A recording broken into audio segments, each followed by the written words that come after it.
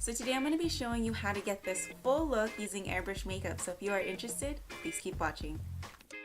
So the first thing I'm going to do is go ahead and apply my blush. Now normally I would go ahead and apply concealer over my dark spots that I have on my cheekbone, but let's just say in the excitement of making this video for you guys, I completely forgot. So I'm going to start by applying my blush. The shade I'm using is Bronze Rose, and I'm just going in circular motions over my cheekbone.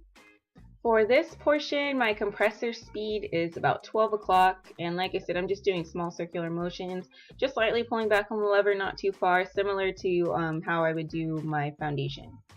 Now I'm just going to go ahead and take my foundation shade, and I'm just going to go ahead and conceal some of these blemishes.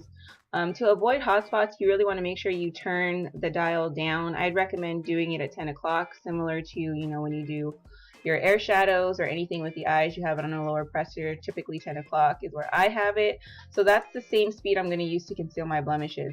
And you don't want to overspray here, so lever control is really important when concealing blemishes and concealing, under eye circles, the areas around the nose, just because you want to avoid overspraying. Now, if you overspray, you're going to get a hot spot. So just go ahead and dab a Q-tip or just tap your finger over it a little bit just to loosen up some of that pigment. Next, I'm going to go ahead and apply a bronzer. Now, you just want to go ahead and apply this to the bottom of your cheekbones. Here I am using, I believe it's light bronze, and I'm just applying that right underneath my cheekbones, just for some definition there, and just to bring some shape to my face. Now, you can apply your blush and bronzer after you apply your foundation, but I prefer to apply it before, just because I think it gives it a little bit more of a natural finish. The next thing I'm going to do is go ahead and apply my foundation. I use a mixture of C130 and C125, and I'm just going to go ahead, back bubble that, and mix it all together and then apply it to my face the way I normally would. Here I'm just doing small circular motions, pulling back on the lever just enough. My compressor dial, the speed was turned up. I'm at about 12 o'clock now. And I'm just going to continue covering my face like so. Now I find that my jawline needs more coverage than my forehead, so you'll see me focusing more on my lower face. Now when I concealed my blemishes, I did use dark golden beige, so it's the regular glamour shade. Here for my foundation, I am using the Colair line, so that's just a note on there. Now we can't forget our brows, so here I'm just using Dinair's brow stencil that came in my personal pro kit, and I'm using I believe this is Light Smoke. And I'm just going to go ahead and, of course, utilize the stencil to the shape that I want my brows to be. So you don't have to use the stencil as is. Just go ahead and use it in a way that, you get the shape that you want. So just use sections of it just to achieve the brow look that you want. Also, if you don't want such a harsh line, I recommend turning the speed down just a little bit, or just controlling the lever a little bit better than you normally would. That'll, of course, lighten up the spray. And then also being further away helps too, so you don't get that concentrated blotch of color when you're spraying out.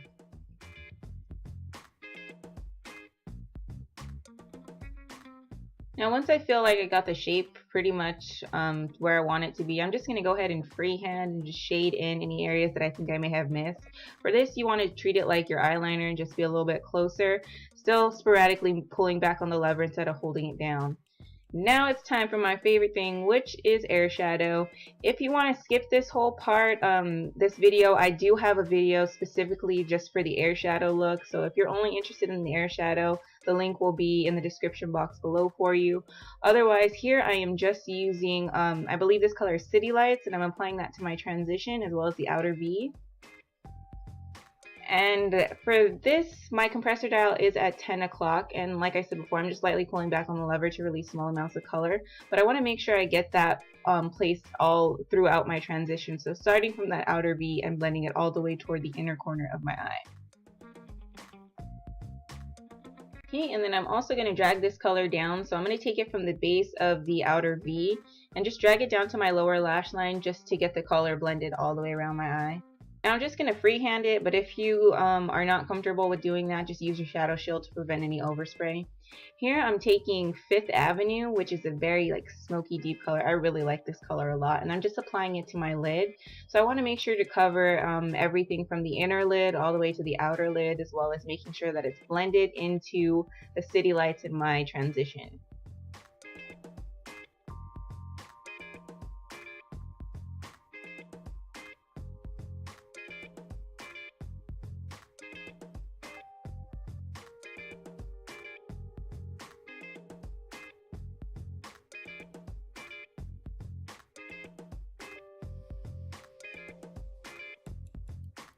I'm also going to make sure that I layer quite a bit on the outer corner of my eyelid just because I want that part to be a little bit deeper.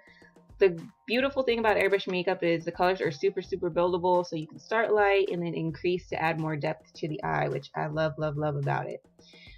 So here, like I said before, I'm just continuing to add more layers to that. So you can pretty much get it as deep as you want it to be. Definitely want to make it deeper in that outer corner though.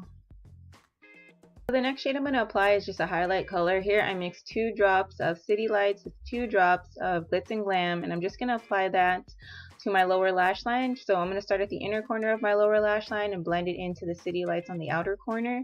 I'm also going to use this color as a tear duct highlight as well, just because it's nice and light.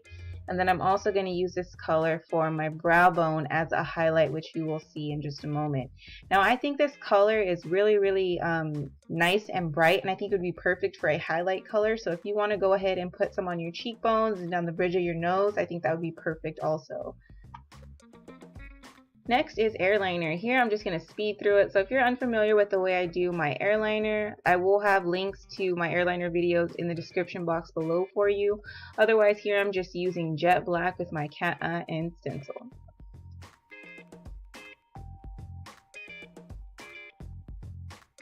Once I'm done airbrushing my eyeliner, I'm going to go ahead and move on to my lips. So here I'm just using my lip stencil just to get that perfectly shaped cupid's bow and that bead to the top lip. And I'm just going to go ahead and apply the shade I'm using here is the same as my blush shade, which is Bronze Rose. And I'm just going to go ahead and freehand the rest of this here, just on my top lip. And then when I move down to my lower lip, I am going to use the shadow shield just to protect my chin from any overspray. I'm sorry about the placement, guys. I mean, my camera is not the kind where you have that little visual on the front, so I had no idea that I was too low, but hopefully you can kind of get what I'm doing here. But the shadow shield is perfect for this, technique, just to help you avoid overspray, and then you can just freehand it to fill it in. Now obviously you can freehand it all, but I just want that really defined shape because my lips don't really have a defined shape, so I like to have those sharp edges, almost it gives the illusion of almost a lip liner. So I mean, that's what I like, but if you don't, you can go ahead and freehand it, it's cool. Now truthfully, I only recommend airbrushing your lip color if you have something that's going to set it in place, because I mean, once you start eating and drinking, there's no way it's going to stay on, especially on the inside of, where your lip breaks and stuff. So I mean, unless you have a touch-up lip color or something like that, I recommend only doing your lip color if you're taking pictures, but not for when you're eating or anything like that, because there's really no way to touch it up. So here I'm just taking City Lights and I'm going to add a little bit of extra shimmer to my lips, and I'm just going to apply that on the center of the upper and lower lip just to give like a little highlight. I find it gives a little pop. And after you've applied some mascara, this is the finished look, perfect for a night out or even Valentine's Day. Thank you so much for watching, and please don't forget to like, comment, and subscribe.